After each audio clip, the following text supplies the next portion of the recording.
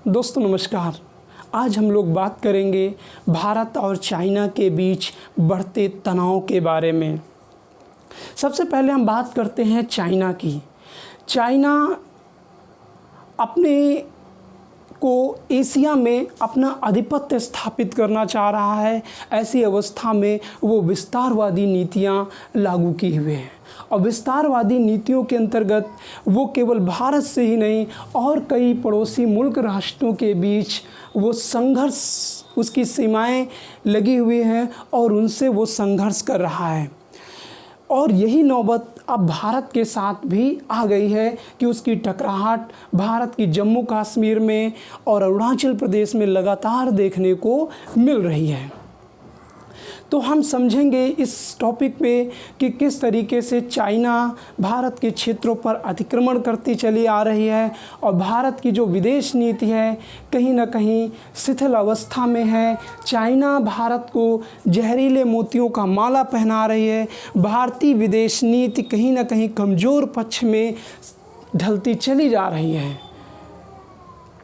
और इन सारी चीज़ों का ठीकरा 70 साल पहले जो युवक प्रधानमंत्री था उसके माथे पर थोपते चले जा रहे हैं। ऐसा लगता है कि भारत के प्रधानमंत्री देश को न संभालकर अपनी राजनीतिक सत्ता को संभालने की पूरी जुगत हर समय करते रहते हैं। ऐसा नहीं लगता है कि वो चीन से लड़ रहे हैं, ऐसा लग रहा है कि वो कांग्रेस से लड़ रहे हैं। जब उन्हें कांग्रेस से सहयोग मांगने की ज़रूरत होनी चाहिए तब वो कांग्रेस से लड़ना शुरू कर रहे हैं। तो कहीं ना कहीं इस मुद्दे को हम राजनीतिक तुलना देकर एक सामरिक अवस्था में समझने की कोशिश करते हैं और आपके टॉपिक के लिए बहुत ही महत्वपूर्ण है। इसको समझने से पहले भारत और चीन का जो एशिया में भौगोलिक क्षेत्र है उसकी जो सीमाएं हैं उनको समझने का हम प्रयास करते हैं। सबसे पहले भारत देखते हैं। भारत का जो नॉर्थ ईस्ट एरिया है उत्तर में अरुणाचल प्रदेश है और यहीं पर एक रेखा का निर्धारण है जिसका नाम है मैकमोहन। और ये मैकमोहन अंग्रेज़ों के समय निर्धारित रेखा का निर्धारण किया गया था, लेकिन चीन इस रेखा को मानने के लिए तैयार नहीं है। वहीं अरुणाचल प्रदेश का जो तवांग जिला है, इस जिला है या क्षेत्र है, इस क्षेत्र को चाइना तिब्बत का दक्षिणी हिस्सा मानता है और उस पर भी अधिकार करने की फिराक में है। वहीं अगर चाइना की सीमा को हम समझें तो चाइना की सीमाएं अन्य कई राष्ट्रों से लगती हैं। उससे पहले हम भारत की सीमाओं को भी देख लें। भारत की सीमाएं पूर्व में म्यांमार से लेकर फिर उत्तर पूर्व में चाइना से, फिर भूटान से, फिर ये नेपाल से और फिर इस क्षेत्र में अफ़गानिस्तान से, फिर तजाकिस्तान, किर्गिस्तान और कजाकिस्तान, मंगोलिया और नॉर्थ कोरिया तथा रूस से भी चाइना की सीमाएं मिलती हैं। अगर चाइना के विवाद देखें तो चाइना का विवाद वियतनाम से भी है। इधर नीचे वियतनाम है, लाओस है और म्यांमार से भी चाइना की सीमाएं मिलती हैं। अगर चाइना की विस्तारवादी नीति को समझें तो चाइना ने दक्षिण चीन सागर में अपने आधिपत्य को तेज़ी से बढ़ाने की कोशिश की। क्योंकि दक्षिण चीन सागर खनिज संसाधनों का एक बड़ा भंडार माना जाता है और इसी कारण ये चाइना दक्षिण चीन सागर में अपने कृत्रिम टापू का निर्माण कर रहा है। अंतर्राष्ट्रीय लॉ के अनुसार अगर कोई टापू पे आपका अधिकार है तो उसके चारों तरफ की भूमि आपके अधिकार में आ जाएगी। तो जैसे चाइना ने दक्षिण चीन सागर में एक टापू का निर्माण किया तो वैधानिक रूप से इसके चारों तरफ का क्षेत्र उसके आधिपत्य में आ जाएगा। फिर अगर हम वियतनाम के बीच देखें तो चाइना और वियतनाम के बीच भी सीमाई विवाद है। इसके बावजूद भी चाइना लगातार अपनी विस्तारवादी नीतियों को आगे बढ़ा रहा है, यहाँ तक कि उसका लाओस के साथ भी बहुत अच्छे संबंध नहीं रहे।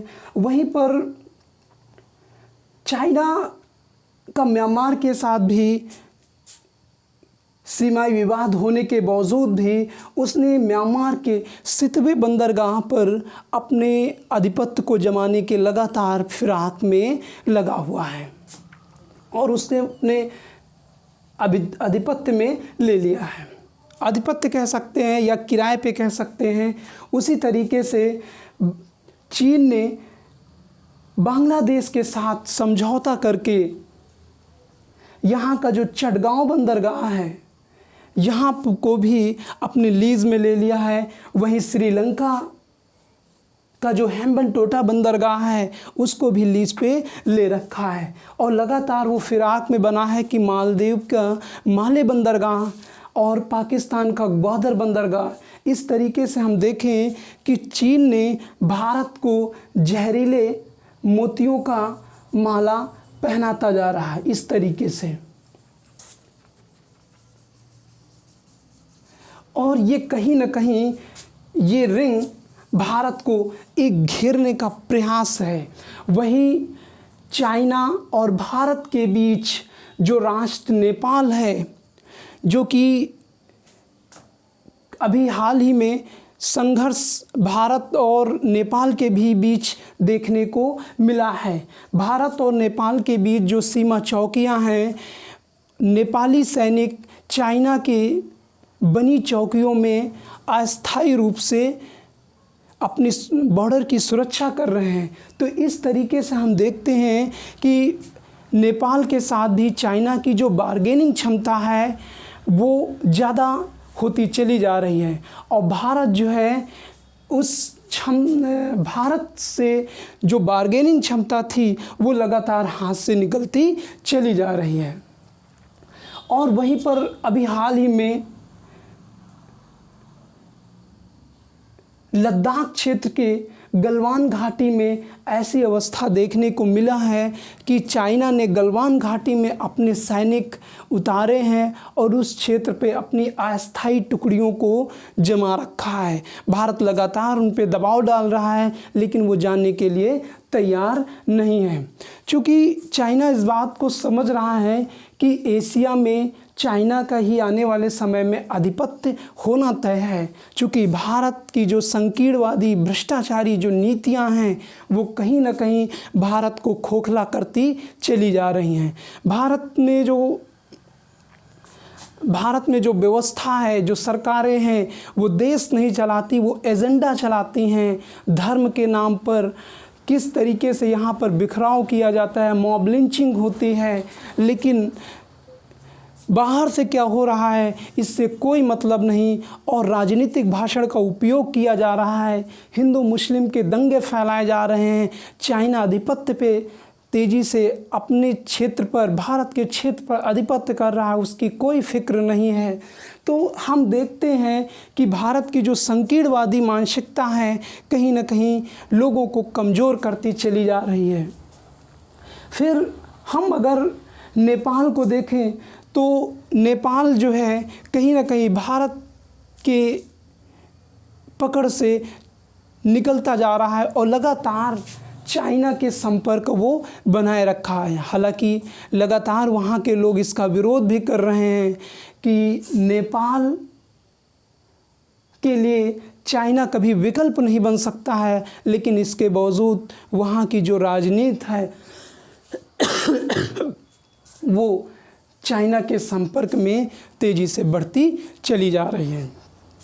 तो इस तरीके से हम देखते हैं कि चाइना दक्षिण चीन सागर के बाद हिंद महासागर में भी अपने आधिपत्य को बढ़ाने की कोशिश कर रहा है।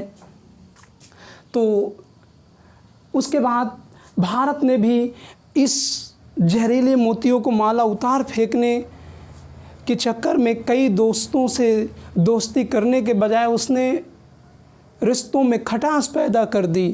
अब मंगोलिया प्रधानमंत्री जाते हैं, वहाँ पे बड़े बड़े लच्छेदार भाषण देते हैं, उसके बाद वहाँ के लोगों में नाराज़गी देखने को मिलती है, क्योंकि जो वादे किए गए थे वो वादे नहीं पूरे हो पाते हैं।